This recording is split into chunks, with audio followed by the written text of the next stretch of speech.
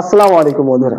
অনেকে আমাদের কাছে জানতে চেয়েছে যে আমাদের ফোনে যে জিমেলটা আছে এই জিমেলের স্টোরেজ পরিপূর্ণ হয়ে আছে অথবা ফুল হয়ে আছে। এখন এটা আমরা কিভাবে খালি করব? তো তাদের উদ্দেশ্যে আজকের ভিডিওটি। তো তার আগে বলে রাখি, যাদের জিমেল আছে অবশ্যই জিমেলের স্টোরেজটা খালি করে রাখবেন। তাহলে কিন্তু জিমেলের যে স্টোরেজ আছে এইটা পরিপূর্ণ হয়ে গেলে আপনার ফোনের উপরে একটা প্রভাব পড়ে, আর তখনই কিন্তু ফোনটা স্লো কাজ করে। তাই জিমেলে যে স্টোরেজ আছে এটা অবশ্যই আপনারা খালি রাখবেন। তো এটা কিভাবে করবেন চলুন দেখে নিই। এর আগে যারা আমাদের চ্যানেল নতুন অবশ্যই চ্যানেলটি সাবস্ক্রাইব রাখবেন। অলরেডি যারা করেছেন অসংখ্য ধন্যবাদ। ভিডিও ভালো লাইক করবেন, সুন্দর একটি কমেন্ট করবেন এবং ফেসবুক পেজ থেকে দেখে থাকলে অবশ্যই আমাদের পেজটি ফলো দিয়ে রাখবেন। তো এই ধরনের ভিডিও আমাদের চ্যানেল অথবা পেজ থেকে কিন্তু প্রতিনিয়ত আপনাদের জন্য তৈরি করা হয়, তাই আমাদের সাথে থাকবেন।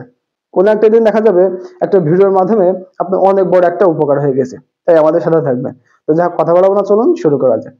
তো বন্ধুরা, প্রথমে আপনারা চলে আসবেন আপনাদের ফোনের জিমেল অ্যাপস এর ভিতরে। ওকে, এই জিমেল অ্যাপসটা আপনারা খুঁজে বের করবেন। এরপরে আপনারা এখানে আসবেন।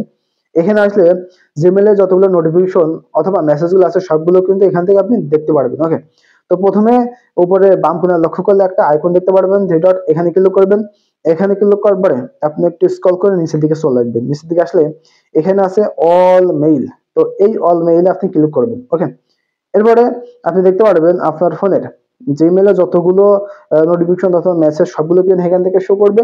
তো এইটা আপনাকে ডিলিট করতে হবে। ওকে, তো তার জন্য এই যে জিমেলে যে নোটিফিকেশন অথবা মেসেজগুলো দেখছেন এর উপরে ট্যাপ করে ধরে রাখবেন। রাখলে এই যে এই টিক আইকনটা আসবে। ওকে, এই টিক আইকনটা আসার পরে উপরে দেখতে পারবেন যে সিলেক্ট ওয়াল আছে, এখানে ক্লিক করবেন।